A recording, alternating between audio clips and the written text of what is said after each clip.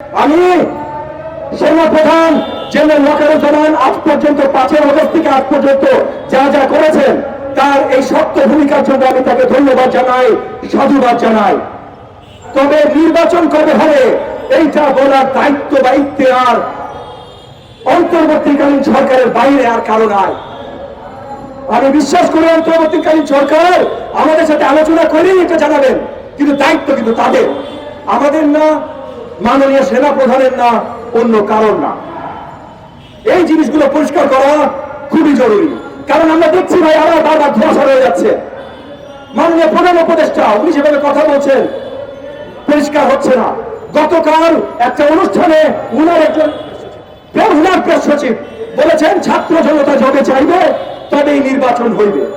কেন ভাই, ছাত্র জনতাকে আপনাকে স্বপ্নে এসব হয়ে যাবে? ছাত্র জনতা মানে কি?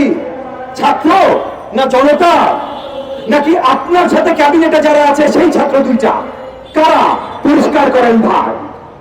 কারণ জনতার বলার মাত্র দুইটা উপায় আছে, একটা হলো নির্বাচন, ভোট। আপনি বলছেন সেই নির্বাচন দেওয়ার জন্য জনতার কাছে জানতে হবে। জনতার কাছে জানার যে একমাত্র উপায়, সেই উপায় নির্ধারণ করার আগে আপনি বলছেন সেটা দিতে হলে জনতার কাছে জানতে হবে। তাহলে জনতা কেমনে জানাবে? আর দ্বিতীয় উপায় যেটা বাকি থাকে সেটা হলো রাজপথে নামা। আপনাদের বিরুদ্ধে আমরা রাজপথে নামতে চাই না।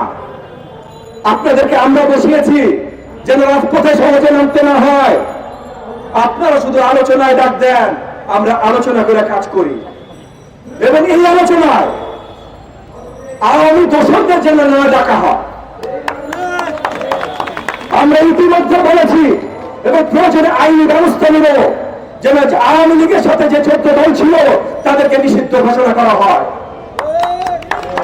কিন্তু একই সাথে আমি বলছি 2014 নির্বাচন থেকে 24-এর নির্বাচন পর্যন্ত এবং প্রত্যেকটা অন্যায়ের সাথে হাসিনার সাথে পাশে যে দাঁড়িয়েছিল জাতীয় পার্টি, এই জাতীয় পার্টি 14 দলের অংশীদার যদি নাও হয়, আমি প্রত্যেকটা অন্যায়ের অংশীদার।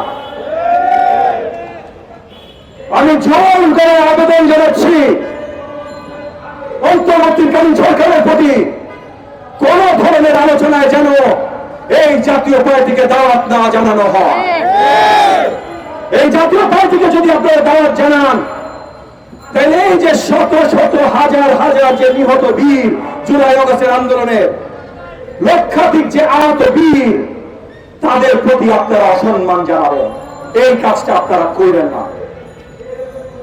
আমরা আজকে এই পোডিয়ামে দাঁড়িয়ে ছাত্র নেতৃত্বদের কাছে যা শুনেছি, গণমাধ্যমের কাছ থেকে প্রতিনিয়ত যা শুনে যাচ্ছি, এবং রাজনৈতিক দল ভাই আমরা ইউনিয়ন পর্যায়ে, গ্রাম পর্যায়ে আমাদের কানেকশন আছে, আমরা সেখান থেকে যা শুনছি, সবাই ভাই আমাদেরকে একটা কথাই বলছে এখনো কিন্তু একতার প্রয়োজন আছে।